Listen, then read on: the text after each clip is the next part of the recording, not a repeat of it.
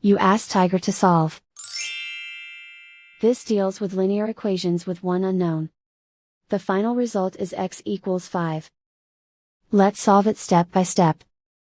Group all constants on the right side of the equation. Subtract 10 from both sides.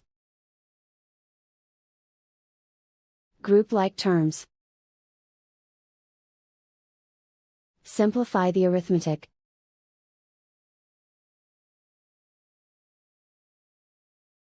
Isolate the x. Divide both sides by -2.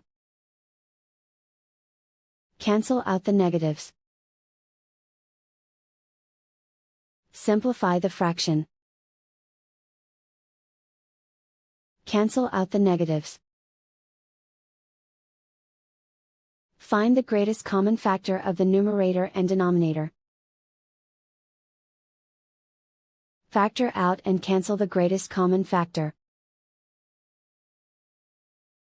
And so the final result is x equals 5.